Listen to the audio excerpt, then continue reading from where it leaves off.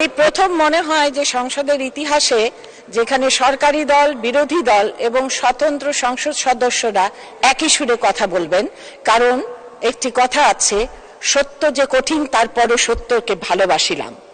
বঙ্গবন্ধুর ভাষণটি যদি শুনে থাকেন, বঙ্গবন্ধুর যারা সৈনিক আছেন, যারা বঙ্গবন্ধুকে ভালোবাসেন, তিনি বলেছিলেন চোরা কারবারি, এই যে মানি লন্ডারিং, এই যে কালোবাজারিতে আমার পিঠ দেয়ালে ঠেকে গেছে। যেখানে আমাদের নেতা, যিনি আমাদের তার জীবনের চেয়ে বেশি ভালোবেসেছেন, তিনি এই অসহায়ত্ব ব্যক্ত করে গিয়েছিলেন তার মৃত্যুর কিছুদিন আগেই তার বক্তৃতায়। আমরা যদি বঙ্গবন্ধুর সৈনিক হয়ে থাকি এবং সত্যিকারের সৈনিক হয়ে থাকি, একটি টাকা ঘুষ খাবার সময়ও আমাদের মনের ভেতরটা চুরমার হয়ে যাওয়ার কথা, আমাদের তার পথ থেকে সরে যাওয়ার কথা। আমরা নিজেদের বঙ্গবন্ধুর সৈনিক হিসেবে দাবি করতে পারবো না, এমনটি চিন্তা করার কথা। এখন আমরা দেখি যে যার কথা বলা হলো এতক্ষণ, তিনি বললেন তার মন খারাপ হয়েছে দেখে তিনি একসঙ্গে 10টা বাড়ি কিনেছেন। মাননীয় স্পিকার, আমাদের মন খারাপ হলে আমরা বড়জোর দোকানে গিয়ে 2-1টা শাড়ি কিনে থাকি। যাই হোক, ওনার মন খারাপ হলে উনি অনেক বড় বড় কিছু কিনতে পারেন।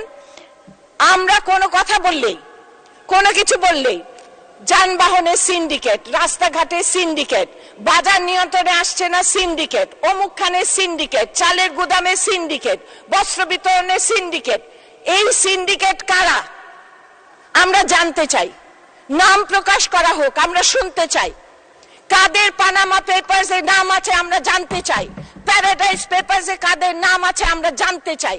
এর কারণ হলো এটাই যে আমরা বঙ্গবন্ধুর আওয়ামী লীগ করি, আমরা তার কন্যার আওয়ামী লীগ করি। কাজেই আমরা চাই না যে 1টি, 2টি, 3টি লোকের জন্য আমাদের মতো যারা তাদের সমস্ত জীবন সততা এবং শপথ বাক্য রক্ষার জন্য ব্যয় করেছেন, তাদের গায়ে একটি ফোঁটা কালি লাগুক। কাজেই আমি আহ্বান করব সংসদ থেকে যে সবার নাম প্রকাশ করা হোক। কার কানাডাতে বাড়ি আছে, কার বেগমপাড়ায় বাড়ি আছে, কে টাকা পাচার করেছে, কে কালোবাজারি করেছে, সবার নাম প্রকাশ করা হোক। মাননীয় স্পিকার, একটু আগে আমাদের পরম শ্রদ্ধেয় টাঙ্গাইলেরই লতিফ চাচা, ওনাকে চাচা বলে এটাকে উনি বলে গেছেন। আসলে আমাদের ইশতেহারে যদি দেখবেন গুড গভর্নেন্স এর কথা বলা হয়েছে, সেই গুড গভর্নেন্স এর মধ্যে কারাপশন ফ্রি গভর্নেন্স একটা আছে এবং কিভাবে টাকা পাচার রোধ করা যায় সেই কথাও কিন্তু আছেন। আমরা বিষয়গুলো অ্যাড্রেস করার জন্যই কিন্তু এই ইশতেহার প্রণয়ন করেছি এবং সেই অনুসারে আমরা কাজ করেছি। কিন্তু প্রবলেম হচ্ছে যে যখন শাকের করাত কাটে তখন এদিকেও কাটে ওদিকেও কাটে। চোর ধরলে বলে কেন ধরেছে, তার মানে সব চোর, আর চোর না ধরলে বলে কেন ধরে নাই, সব দোষ তাদের। কাজে একটা প্রশংসা অন্তত করেন যে আমরা শুরু করেছি এবং এটা শেষ নিশ্চয়ই আমরা করে ছাড়বো। সর্বশেষে আপনাকে, যেহেতু আপনি ছোট করে বলতে বলেছেন আমাকে, আমি জাতির পিতা বঙ্গবন্ধু সে একটা কথাই আমি বলতে চাই, আত্মসংযম করো, আত্মসমালোচনা করো, আত্মশুদ্ধি করো। আমার বিশ্বাস আমাদের এই পার্লামেন্টের মধ্যে যারা এই সিন্ডিকেটের মধ্যে পড়েন, আত্মসমালোচনা করেন, আত্মশুদ্ধি করেন, আর যারা এই সিন্ডিকেটের মধ্যে না পড়েন, অনুগ্রহ করে সাধারণ জনগণ যেন কখনো সবাইকে এক রঙে রঞ্জিত না করে। কারণ অনেক সৎ মানুষ আছে যারা তাদের সততার জন্য আজকে এখানে প্রতিষ্ঠিত আছে এবং আজকে এখানে আছেন। কাজেই আমি সেই সব। আপনি কিছু বলতে চান? হ্যাঁ, মাননীয় স্পিকার, মাননীয় স্পিকার, আলোচনাটা কিসের উপর হচ্ছে আমি একটু ঠিক বুঝতে পারতেছি না যে আপনি কিসের উপর এখন আলোচনা। এটা কি কোনো জেনারেল আলোচনা? এটা কি বাজেট অধিবেশন আলোচনা? পয়েন্ট অফ অর্ডার যদি থাকতে হয়, ঠিক পয়েন্ট অফ অর্ডার বলতে হবে কিসের উপর, এবং সেটার একটা সময় থাকবে। আপনি একটা পয়েন্টের অর্ডারের উপর যদি আধা ঘন্টা একজনকেই বক্তব্য করার সময় দেন, তাহলে তো সংসদের নীতিমালা, কার্যপ্রণালী, বিধি এগুলি কোনোটাই মানা হচ্ছে না।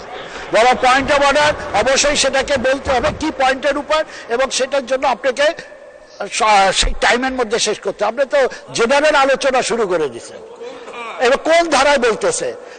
তাই আপনাকে আমি অনুরোধ করবো যে পয়েন্ট অফ অর্ডার দেওয়ার, যেটা আমরা এখানে অনেক এমপিরা আজকে এখানে বসে আছেন, অনেকেই মূল্যবান সময় আছে, কিন্তু আপনি যদি পয়েন্ট অফ অর্ডারের উপর সাধারণ আলোচনা শুরু করে দিচ্ছেন। ধন্যবাদ মাননীয় স্পিকার।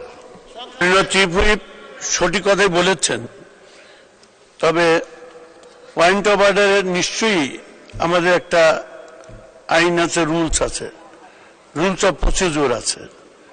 সম্মানিত সদস্যরা, অভিজ্ঞ সদস্য আছেন, তাদের তো সে অনুযায়ী কথাবার্তা বলা দরকার। এটা যদি সে দীর্ঘদিন পার্লামেন্টে পড়াশোনা বলা, সেক্ষেত্রে তো আমরা একটা রেওয়াজ তৈরি করেছি।